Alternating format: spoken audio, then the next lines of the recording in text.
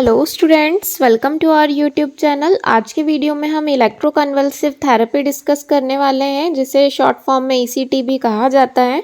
तो जैसे कि आप लोग यहाँ पर देख सकते हैं, electroconvulsive therapy is a type of somatic treatment. जो इलेक्ट्रोकन्वल्सिव थेरेपी है, जो ईसीटी है, ये एक प्रकार की सोमैटिक ट्रीटमेंट के अंदर आता है, जिसमें हम जो स्ट्रेस डिप्रेशन वाले पेशेंट्स होते हैं उन्हें ट्रीट करने के लिए ये थेरेपी प्रोवाइड करते हैं। यहाँ पर आप देख सकते हैं, first introduced by Binny and सर्लेटी इन अप्रैल 1938। जो ये थेरेपी सबसे पहले इंट्रोड्यूस की गई थी, ये बिनी एंड सर्लेटी नाम के जो साइंटिस्ट थे, उन्होंने अप्रैल 1938 में इसे डिस्कवर किया था। Convulsive therapy is the artificial induction of the grand seizure through the application of a electrical current to the brain. जो ईसीटी होती है, इस थेरेपी में हम आर्टिफिशियली सीजर जो है इन्हें इंड्यूस करते हैं इलेक्ट्रिकल करंट की हेल्प से, और ब्रेन में जो है इलेक्ट्रिकल करंट अप्लाई करके ये सीजर को हम आर्टिफिशियली इंड्यूस करा के पेशेंट को जो थेरेपी है दी जाती है। इसके पैरामीटर्स देख सकते हैं कि जो करंट अप्लाई किया जाता है उसका वोल्टेज और ड्यूरेशन कितना होना चाहिए। तो यहाँ पर जो वोल्टेज है वो 70 to 120 वोल्ट्स का करंट हम अप्लाई करते हैं, जिसकी ड्यूरेशन होती है 0.7 से 1.5 सेकेंड तक के लिए हमें करंट को अप्लाई करना रहता है।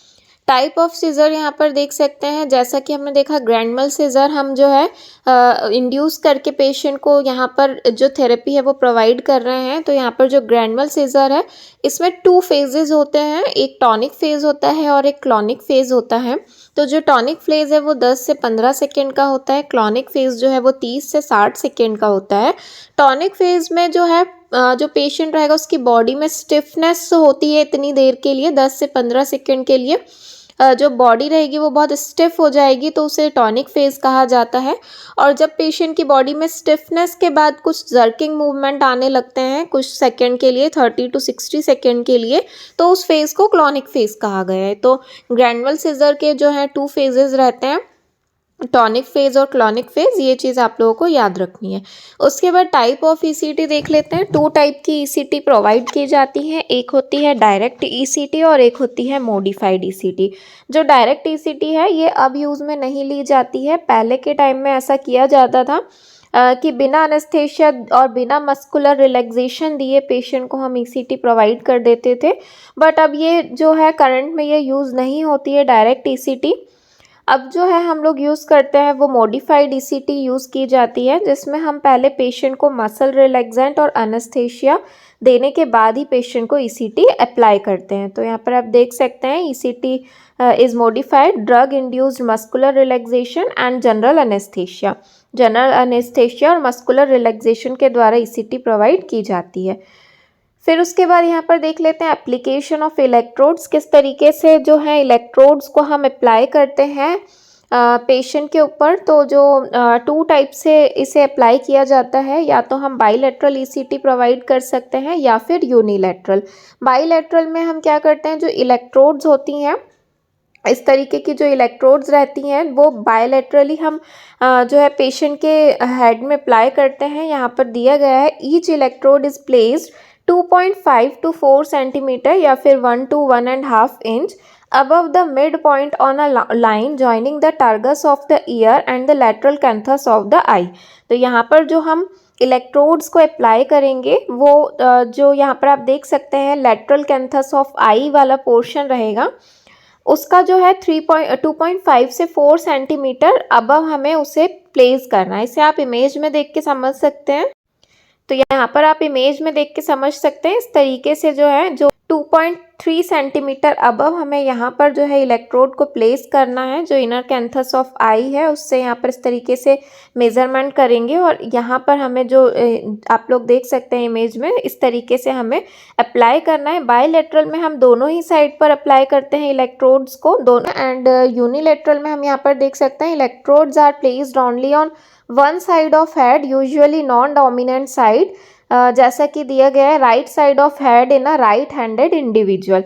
तो यहाँ पर ये दिया गया है कि जब अगर हम यूनिलैटरल ईसीटी प्रोवाइड कर रहे हैं पेशेंट को, तो हम पेशेंट को जो है पेशेंट के नॉन डोमिनेंट साइड पर हमें इलेक्ट्रोड को प्लेस करना। यदि पेशेंट जो है वो राइट हैंड यूज़ करता है तो उसके राइट साइड ऑफ हेड में हमें जो इलेक्ट्रोड है उसे अप्लाई करना है, और यदि पेशेंट लेफ्ट हैंड यूज़ करता है तो उसके लेफ्ट साइड ऑफ हेड में हमें इलेक्ट्रोड को प्लेस करना है।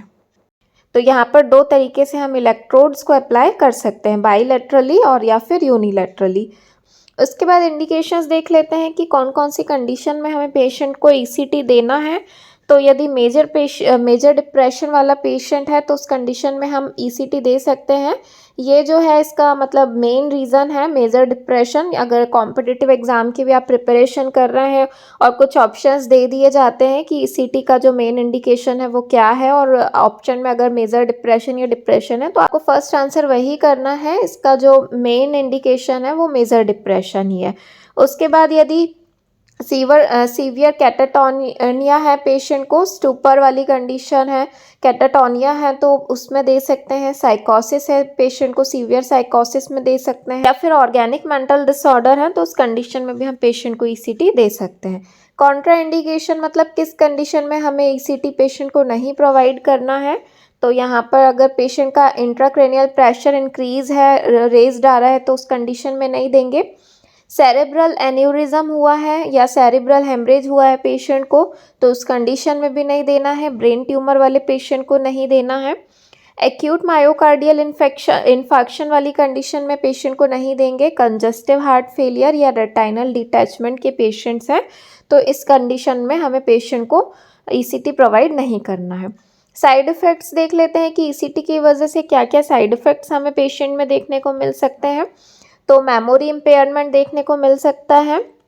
रेट्रोग्रेड अमनेशिया पेशेंट में हो सकता है, कुछ पीछे की चीज़ें जो है पेशेंट भूल सकता है, पास्ट मेमोरी। उसके बाद drowsiness, confusion, restlessness, headache, dryness देखने को मिल सकती है माउथ में, और टंग बाइट की कंडीशन जो है वो हो सकती है क्योंकि जो ईसीटी की वजह से जो हम सीजर इंड्यूस्ड कर रहे हैं उसकी वजह से पेशेंट को टंग बाइट भी हो सकती है। तो आज के वीडियो में हमने ईसीटी डिस्कस किया है। आई होप आप लोगों को वीडियो पसंद आया हो। वीडियो पसंद आया हो तो प्लीज़ वीडियो को लाइक कर दीजिए, फ्रेंड्स के साथ शेयर कीजिए, और यदि आपने हमारा चैनल सब्सक्राइब नहीं किया है तो प्लीज़ चैनल को सब्सक्राइब कर लीजिए। Thank you.